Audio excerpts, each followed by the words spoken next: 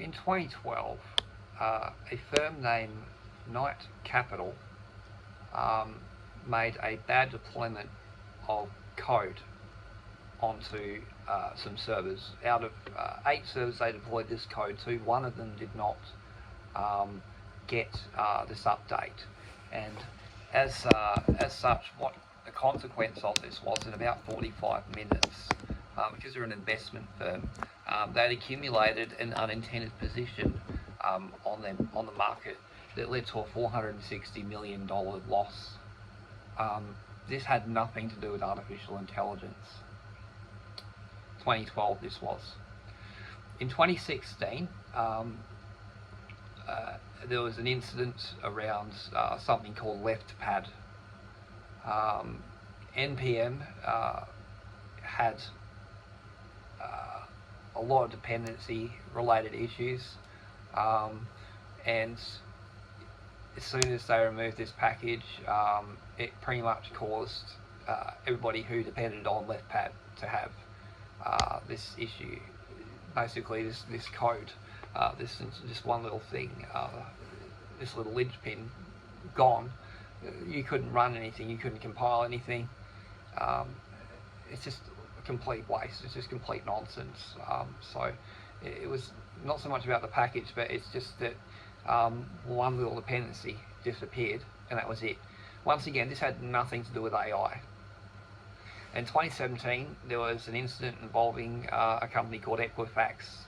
From what I remember, they deal with credit checks. They carry a lot of sensitive data about people. They've been subject to a lot of US government inquiries and investigations over the last 20 years.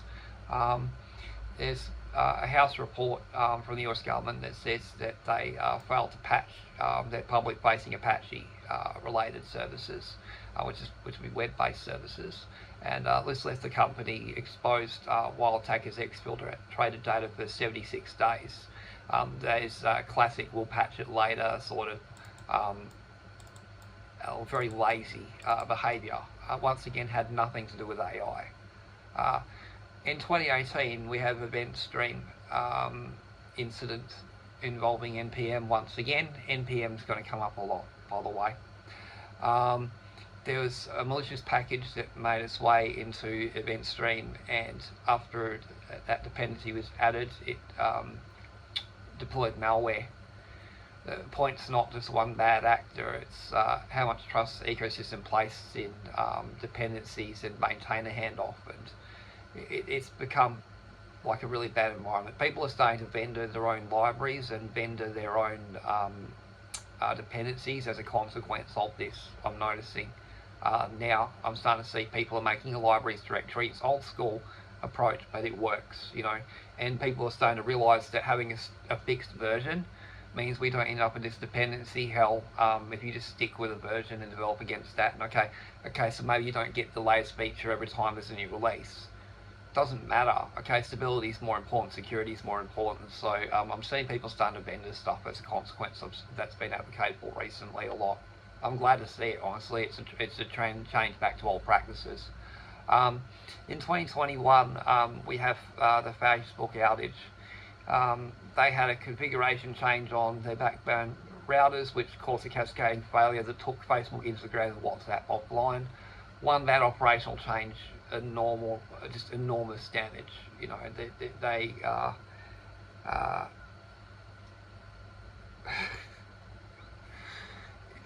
they made a real mess of it. Like I wasn't using it that day, so I don't think I really noticed. I think possibly it happened while I was even asleep. But the fact that you have your services down an entire day for such a massive service, yeah, at least it wasn't anything critical. Facebook, Instagram, and WhatsApp aren't really important, But if it'd been like something to do with like say paying out welfare, for example, God, can you imagine this screeching that happened? So it's just a mess. In 2021, we had Log4Shell, the cybersecurity agency over in the US, their big federal agency, they have cybersecurity stuff, noted that Log4j, which is a logging library that's used, I believe that's in Java, if I remember correctly, Log4j, yeah. it's a logging library. It's meant to be really boring and uneventful thing, but there was a shell exploit in it, and it was trivial to exploit as well. That happened in 2021. It's like ridiculous once again. Like this, once again, none of this stuff has had to do with AI so far. None of it. Right? Everything I've talked about last 5 minutes, nothing to do with AI. Programs have been sloppy for years, and they're trying to gaslight, and I don't really like it. But we'll head back into it because I've still got more. Now this goes up to 2024.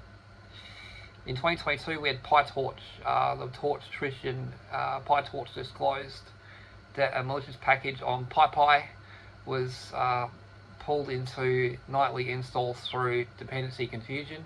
Even the machine learning stack was already standing on the same shaky package resolution habits. So it's always we already had these problems before machine learning was even being used to really write much code that was any significant. We're only starting to really see some major deployment now. Oh yeah, I remember this one. This one's way more memorable to me. The XZ backdoor. XZ utils a compression format and its utilities that run it.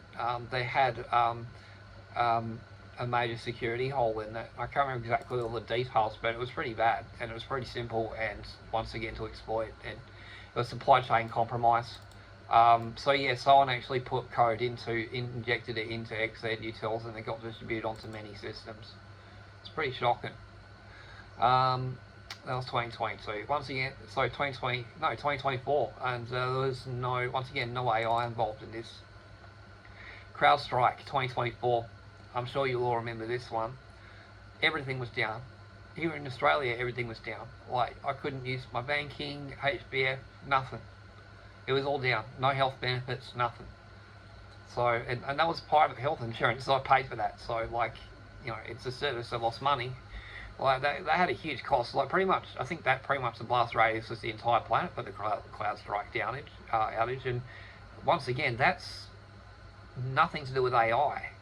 Yeah, I'm reading off to the side here very bit here because I'm just reading from notes and trying to recall shit. And honestly, I'm having a bit of a slop brain morning myself. I think humans ourselves are no stranger to producing and generating and having brains that can function in a slop way. It's called a dysfunctional thought pattern. Yeah, but this idea that AI made programmers lazy is complete bullshit. They try to sort of gaslight and reset and there's this artificial idea that programmers are really, really great. But the truth is, a lot of them are really fucking lazy. A lot of them are really entitled, and a lot of them have been living off things like government funds and just expecting that the money will keep coming, and they'll just sit there and give you crap, right? Because it's like tenure. It's like being a tenured. Think about like being a tenured university professor. Have you seen that kind of behaviour? I'm sure some of your students would know what I'm talking about. They're weird, aren't they? They're very odd. They're very, you can tell, they don't give a shit because they can just do whatever they want, right? That's what I mean. Is I'm seeing a lot of that kind of behaviour from programmers where the industry's become this sort of narcissistic practice of honestly circle jerking. Like they've been talking about things like agile for 10 or 15 years now, right? And I see a lot of this as a consequence of it. And then you look at the leak, the recent leak from Claude, the Claude code leak. The entire thing is out there, and it's been reverse engineered now, and now people have a clean version that they can keep up on GitHub, and there's nothing Anthropic can do about it. The entire Claude tool has been made public, right? Which means that every other coding tool is about to get a massive upgrade in terms of. We know it's like I already suspected that Claude Code is basically just a series of conventional programming statements, a few regexes, some really clever use of just really standard concepts interwoven with LLMs and then running it continuously. I suspected looping was involved in this, and that's exactly what came out of the leak. I actually knew how this stuff works. Like you can sort of, if you're a good programmer, you can sort of see how these systems function to some degree. If you've already had some experience with LLMs yourself, you can sort of see how the websites and how these sort of web-based high-end tools are put out. And it's really just a series of simple programming concepts. You chain these things together, make some sort of structure out of it, model view controller, this, that, the other. There's a few standard design patterns you can use, and you combine these things together in the right way, like building blocks, and you end up with a remarkably complex application. I'm not surprised. I used to write content management systems in PHP back in like 20 years ago. In fact, some of my code's up on GitHub. I've been improving it and modernising it recently for fun. But yeah, like I can see there's definitely some lies going on about the value of programmers and what they were like before the AI slop arrived. Don't buy the bullshit. This idea that programmers are any better. You have to understand a lot of these AIs were trained off of code examples were written by millennials. And that in itself is another argument. Is like, wait a second, it was trained on stuff from programmers, and if it's writing slop, then isn't that something to do with it's emulating something that it's learned from us? I mean, that's all it does, is emulate things that human beings do, because that's what it's been taught to do. I mean, it's no different than blaming a child for things that a parent taught the kid, you know? Like, it's just bullshit. Don't do that. It's narcissistic nonsense. That's the thing. Like, I'm seeing a lot of mental health issues in the people who are criticising AI. They don't really realise that they're actually insulting themselves, because it was trained up on writing samples and written text straight from all over the internet. And that means that it's a reflection of us as human beings, because it's an average of how many millions of people have written stuff on the internet. Do you think it's not going to figure out some averages and find some patterns and come to some general conclusions, and maybe occasionally what we call hallucination? Because you have to understand, really, AI is controlled hallucination, and everything is hallucination. It's about what's desired hallucination output and what is undesirable. This is why we have positive and negative prompts on things like Stable Diffusion, you know, like so there's reasons for this, why things function the way they do. It's why we have a generator and a discriminator system, and that's what makes this system so powerful. So we loop them, we feed the back end to each other, and most of the innovation you're going to see is recursion. In this stuff coming up, you're going to see more recursion. These AIs are going to be able to run themselves, and then they're going to be able to generate relevant output to keep themselves going on the second part of the task, the third part, fourth part, fifth part, which is what we're seeing with extended thinking on stuff like ChatGPT. Is that's just recursion. It's just loops, and getting to the end of a prompt and going, we need to think of, prepare some tools for the next part of the run of the LLM, so that we can continue this task successfully and get to an output that we're going to present to the user. And the other thing it'll be is running these things for longer. Like, it's going to be this stuff like Turbo Quant, improving the context window, is huge. It's really a huge improvement. It's not like revolutionary or anything, but you can see it's made the RAM prices crash.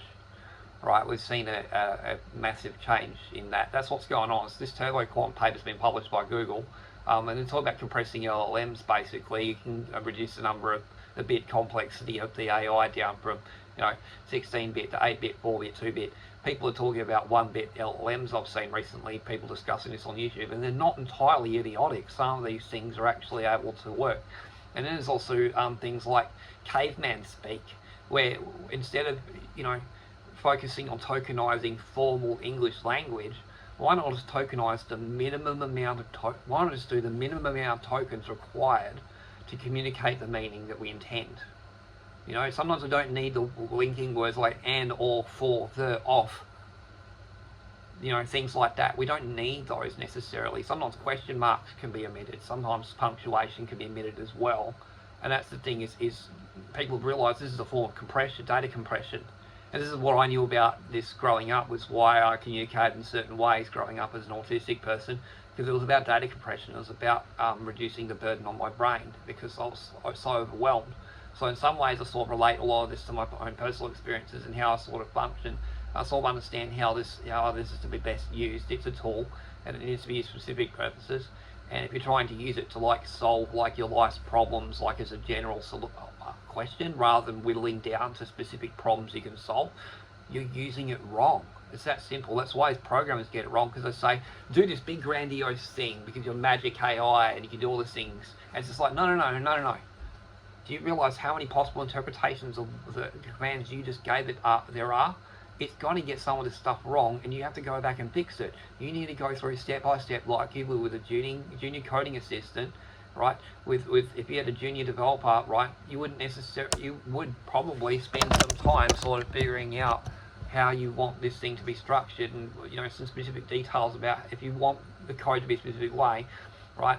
Like this thing is, we sort of say a junior coding assistant or a junior programmer, but at the same time, it's more like it's a second brain which has junior programmer skills to intermediate skills. That's what you need to sort of see it as, an extra lobe essentially that you're adding on. So you still need to do a lot of the thinking for it. You can't sit there and assume that it's going to do everything right. And the fact that people do is really, really silly. I saw there's a paper that people were talking about where they gave it a whole bunch of fake academic paper. They gave it like a fake medical condition, like in a white paper somewhere, and it couldn't allegedly figure out. And I'm just like, it's not designed to do that kind of stuff yet. Like, we're still figuring this stuff out, firstly. And secondly, if you lie to a human being about this kind of stuff and make the data look convincing enough, they're going to get just as confused, and they're going to make just as many false conclusions some percentage of the time. So the idea that this is any more fallible than we are is actually false. It's just as fallible as we are, and it's really, really, sorry, had to adjust. It's really, really silly. I think that people need to take a step back and really think about this, because they're not really understanding this is a reflection of themselves. Like I said before, it's trained off of our it's trained off our writing samples, handwriting samples as well for image recognition. It's trained off of the text that you see on the internet. Every single written word on the internet that has had access to it's been trained up on to sort of figure out how does human language work, and what if we say these words, it usually results in wanting this response, right? And that's how it works. It's this mapping. It's kind of like a language center of the brain a little bit, just very vaguely. It's like a chunk of human brain in a vat, is what I used to say. It's not really the whole thing. It's nowhere near, right? But it is a part of it. You can see, and when you see stuff like these diffusers, these image generation models, they're a little bit like the visual center of the brain. We're making bits and pieces of a brain at the moment. That's where we're at, and we've seen this sort of some useful purpose. And we've done the same thing with actual pieces of brain in a lab. We've done this. Scientists have done this. They've connected up pieces of human brain, little neurons and things, up to chips, and they've gotten to do useful things. They've even got some of these things to play Doom recently.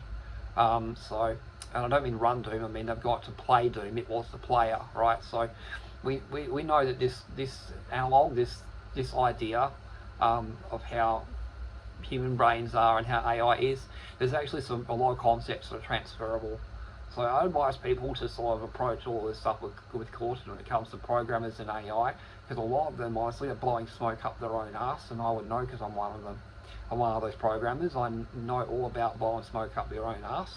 People get a huge head and they think they're like gods, and they're just not. They're just ridiculous. They're completely fallible human beings, and they make dumb mistakes all the time. If you ever watched an episode of Silicon Valley, you know exactly what I mean. And believe me, a lot of stuff that happens in that series, it happens in real life, right? I've seen people throw computer power supplies at each other. Guilfoils exist, just so you know. So, especially in the repair sector, I've seen people throw bits of computer hardware at each other across the service centres. So, yeah, like a computer power supply, threw them at someone. It's hilarious. I've seen laptop top cases smashed on dumpsters in frustration. I've seen all kinds of stuff. So this idea that programmers and techies are perfect in any way is complete nonsense. We make mistakes all the time, and the idea that AI has made things any worse is rubbish. It's all the consequence of irresponsible attitudes and laziness, and people being fucking entitled and not wanting to do their jobs properly and thinking it's just a cure-all, a panacea that will fix anything, and it's just not the case. Anyway, I'll just leave it there. Leave you with that.